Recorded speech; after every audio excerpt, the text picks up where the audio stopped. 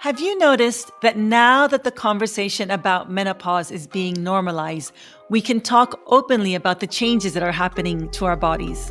Hot flashes, brain fog, sleepless nights. But when it comes to what's happening to our sexuality, to describe how our desire has changed, how intimacy feels different, or what we actually need sexually to our partners, we suddenly have no words. Maybe you've been lying awake in the middle of the night next to a partner you love, silently wondering, how do I explain what's happening to my body when I don't even understand it myself? Or you're in a doctor's office knowing something has shifted with your sexual health, but when they ask, how can I help you today? You freeze. Because no one taught you how to talk about this part of your life. Not back then when you were growing up. Not now, not in midlife.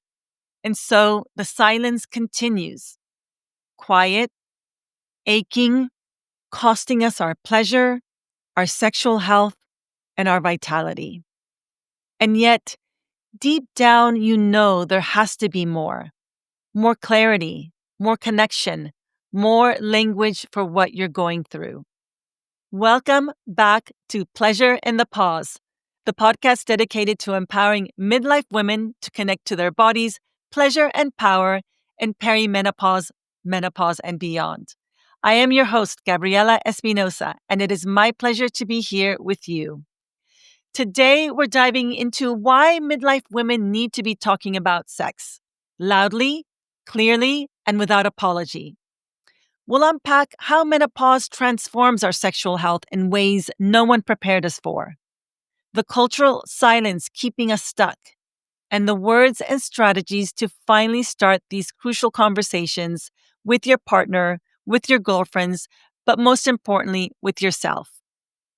But first, I want to share my story, because if you've ever felt confused, disconnected, or ashamed about what's happening in your body, you are not alone. You haven't lost yourself. You're being invited to meet a new version of you. Last year, I wrote an essay for a recently published anthology of women's stories called Midlife Private Parts. The book beautifully explores themes around aging, identity, reinvention, pleasure, friendship, menopause, and so much more. If you didn't get a chance to tune into my conversation about the book with Gina Aronson, one of its co-editors, then I highly recommend going back and listening to that. We break down so many myths about aging and what it's like to be a midlife woman. Anyway, back to my essay. It's titled Midlife Awakening, Finding My Way Back to Pleasure. And in it, I speak about how sex was never spoken about in my family. The only talk I ever received was from my grandmother, bless her, a devout Catholic who immigrated to Queens, New York in the 1960s from her native country of Ecuador. And that talk issued a warning to me. Gabriella, your body is a temple. Respect her and don't let anyone in. Well, I didn't exactly observe that warning. I mean, it was the 80s. Disco's blaring, It's Raining Men, Cosmo magazine empowering you to drive your man wild in bed. And yes, as a young woman, sexual pleasure was a big part of my identity. It made me feel free, alive, and connected to my body. But somewhere along the way, between motherhood, the endless to-do tasks, overwhelm, and fatigue, I lost that connection. And then perimenopause arrived as that unwelcome guest, keeping me up at night and switching the light off to my libido. I mean, I had learned about periods, pregnancy, parenting, the 3 Ps that somehow define our self-worth, but I had no language to describe how I was feeling to my husband, how my body was changing, how sex felt different now. You see, sex was something that we did, not something we talked about. As women, we're conditioned to believe that sexuality is taboo or shameful. Our so-called sex education focused on avoiding pregnancy and disease rather than understanding pleasure or desire. And the clitoris? Well, I never knew I had one and what it was actually capable of doing. We're so focused on pleasing others while being completely disconnected from what it means to be in touch with our own bodies and needs. Here's the truth: women, as well as men, don't know how to talk about sex with each other. And no, it's not a relationship problem, it's a communication problem because no one was taught how to do this. And when you throw perimenopause or menopause into the mix, then you really double down on the silence because all that internalized ageism bubbles up to the surface. Am I getting old? Does this mean it's the end? Let me share some numbers that might surprise you.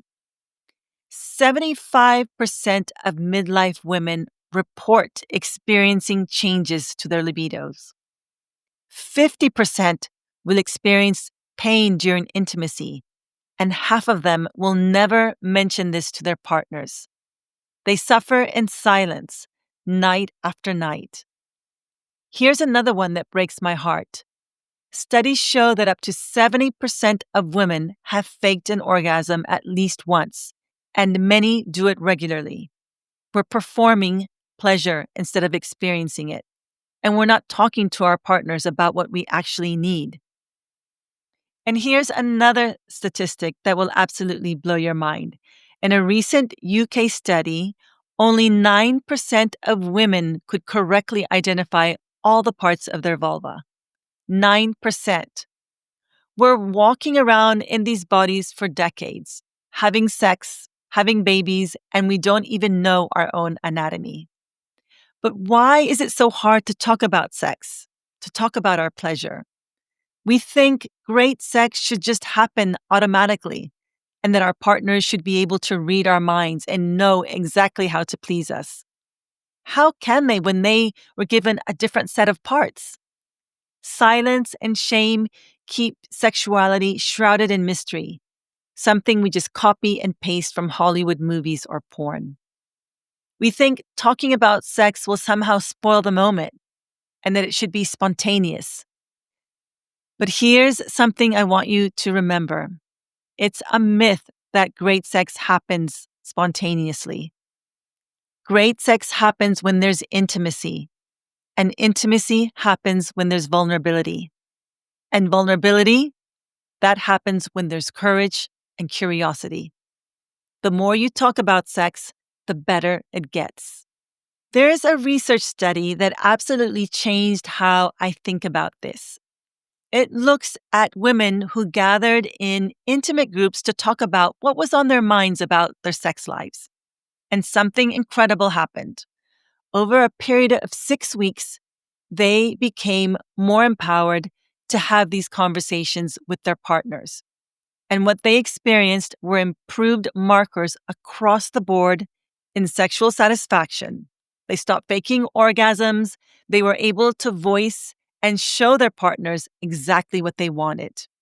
Just from talking, just from breaking the silence. And this is exactly why I started the Midlife Pleasure Collective, my sacred space for midlife pleasure. In the collective, a small group of women gather together to rediscover connection to their bodies, to their desires, to their relationships. We talk about it openly through monthly coaching, guided practices, and honest conversations. We explore how to stay open to pleasure, how to navigate intimacy with more ease, and create deeper emotional and physical connection with yourself and with your partner. If this is something you'd love to explore, please join us. You can step inside the collective by visiting the link in the show notes, pleasureinthepause/collective. But whether you join a group or not, the principle remains. When we speak openly about our sexuality, we don't just reclaim our pleasure, we reclaim our power. Now, let's dive into the heart of today's episode, how to actually have these conversations with your partner. Let me ask you something. Have you ever quietly wondered what happened to my orgasms? For so many of us, especially in midlife, pleasure can start to feel distant.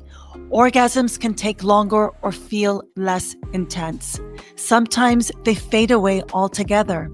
But here's the beautiful truth. Your body remembers. Your pleasure is still there, waiting. For me, everything changed when I discovered Foria Awaken Arousal Oil. This isn't just a product, it's a pathway back to yourself. It's a pre-play topical oil designed to gently awaken your body's natural pleasure. You can choose the version infused with broad-spectrum CBD or the one crafted with organic botanicals, both blended with natural aphrodisiacs that invite deeper arousal, more sensitivity, and longer, more satisfying orgasms. I've felt the difference, and I'd love for you to experience it too. Use my code Gabriella Espinosa at checkout for 20% off your first order. You are so worthy of this kind of pleasure. Say yes to yourself. But first, I want you to know something important. Sexual issues often aren't really about sex. They're about communication. And if you're struggling to talk about sex with your partner, that doesn't mean there's something wrong with your relationship. It means you're both human beings who were never taught how to do this. Let's start with some foundational understanding. Before we even get to the strategies, let's talk about getting in the right frame of mind and body. Tend to your body first, whether it's before or during a conversation. Take a little moment to take a deeper breath in and a longer breath out. If you need to have a little shake, go out for a walk, have a shower, whatever you need. These conversations can feel vulnerable, and you deserve to approach them feeling grounded and cared for in your body. Communicating about sex can feel challenging, taboo, or bring up feelings of shame, especially as our bodies and desires change in midlife. And honestly, this is exactly why I became a women's health and sexual wellness coach, because I was so ill-informed and ignorant about my own sexual health and body during the journey through perimenopause. But here's what I've learned. Open and honest communication is the secret to unlocking deeper connection and intimacy with yourself and in your relationships. So step 1, before you even think about talking to your partner, get in touch with your own desires. Take some time to reflect on your own needs, preferences, and boundaries. What does pleasure mean for you? What has changed for you? What do you want more of? What feels different now? Ask yourself, what do I actually want sexually? Not what I think I should want, not what I wanted 10 years ago, but what do I want right now in this body at this stage of my life? 2, choose the right time and space. Timing is everything. Find a comfortable and private, relaxed setting where you can both feel safe and open. This is not a conversation to have when you're rushing out the door or when one of you is stressed about work. And definitely not in the bedroom. Let that be your pleasure sanctuary where you put everything you talk about into action. So you can say something like, hey, honey, I've been listening to this great podcast, Pleasure in the Pause, that talks about pleasure and sexuality for midlife women. And I'm learning so many things that can make our sex life even hotter. I'd love to share them with you. Let's go for a walk, or let's sit down here on the sofa and I will tell you all about it. Consider your partner's emotional state and make sure they're receptive and not anxious when you initiate the conversation. You want them to feel safe and not ambushed. So choose moments when you're both relaxed. You could also go for a walk outdoors, or as I mentioned, while you're on the sofa, holding hands, cuddling, free of distractions, and make sure you put the phones away. Step 3, create a safe and intentional space. Make it clear from the beginning that open communication is welcome and judgment-free. You might even say something like, I want us to have a conversation where we can both be completely honest about what we're feeling and experiencing without judgment. Start slow and gently. Ease into the topic, perhaps by starting with something positive about your current sex life or by sharing a specific desire you have. Actively listen to each other without interrupting. Remember, communication is a two-way street. This isn't just about you sharing, it's about creating space for your partner to share too. Step 4. Use I statements and ditch the blame game. We've all been there, frustrated or unsatisfied, but accusations and blame only shut down the conversation before it even starts. Focus on your own feelings and needs rather than blaming your partner. Instead of saying, you never initiate sex, try, I feel disconnected when we don't have physical intimacy. Or I'd love to feel more desired. Or I'm curious to explore is so much more helpful than you never or you always. Be mindful of your body language too. Convey openness and warmth through your facial expressions, tone of voice, and physical touch if appropriate. Step 5. Don't assume your partner can read your mind. This is huge. Your partner is not a mind reader. It's not fair to expect them to be. Let them know about the changes your body is going through and what feels different for you now. Share how you'd like to be touched, new things you'd like to try, and what would make you feel more comfortable. Ask open-ended questions and come up with a list. Encourage your partner to share their thoughts and feelings by asking questions like, what do you enjoy most during sex? Or are there any new things you'd like to try? What specific touch turns you on? What makes you feel most relaxed during sex? Assure it's going to be a judgment-free space and take turns answering these questions, holding space for each other. Don't be afraid to express your desires or even your fantasies. Step 6. Practice active listening and validation. Listen attentively to your partner's responses. Pay close attention to their words and body language and try to understand their perspective. Validate their feelings and experiences. Acknowledge their emotions and let them know that you value their input.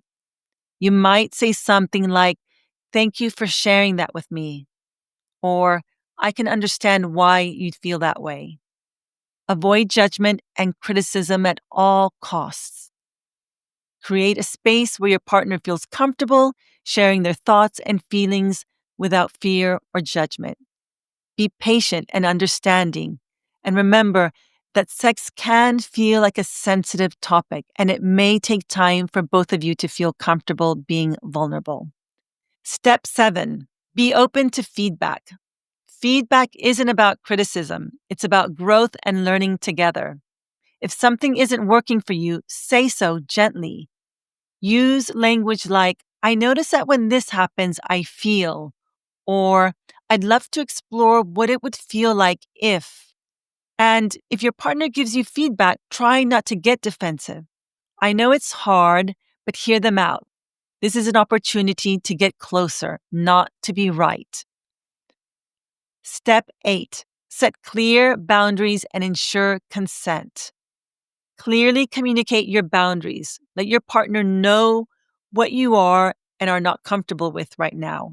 And remember, boundaries can change. What you're comfortable with today may be different tomorrow, and that's okay. Respect your partner's boundaries too. Be mindful of their limits and avoid pressuring them to do anything they don't want to do. Obtain enthusiastic consent before any sexual activity. And make sure that both of you are fully on board and excited about the experience. Step 9. Embrace the discomfort. Let's face it, talking about sex can be awkward, especially at first, and that's completely normal. Embrace the shyness and keep the mood light, curious, and playful. You can even admit to feeling awkward or nervous. Sometimes acknowledging the awkwardness breaks the tension. You might say, "This feels weird to say, but," or "I'm feeling a little nervous bringing this up, but." The more comfortable you become with the discomfort, the easier these conversations get. Step 10, make this an ongoing practice. This isn't a one and done conversation. Make it a regular part of your relationship. Regularly check in with your partner about their sexual needs and desires and invite them to do the same with you. And then put this into action by scheduling time for intimacy. Plan it just like you would a holiday. Build excitement and enthusiasm over the location, what you'll do, maybe what you'll wear, what kind of music you'll play. It all creates novelty and builds anticipation. 2 key ingredients for deeper and more satisfying intimacy. And also, focus on intimacy beyond sex too. Build emotional intimacy through shared experiences, open communication, and quality time together in your day-to-day life. And remember, if you're struggling to communicate effectively, consider seeking help from a sex therapist or counselor. There's no shame in getting professional support. Communication is a muscle that needs to be exercised. The more you talk about your desires, preferences, and vulnerabilities, the deeper your connection becomes and the more fulfilling your sexual experiences will be. And here's the beautiful thing. You don't have to figure this out alone. You don't have to suffer in silence anymore. Here's what I want you to remember from today. This isn't just about better sex, though certainly that's a part of it. This is about reclaiming agency over our bodies and our lives.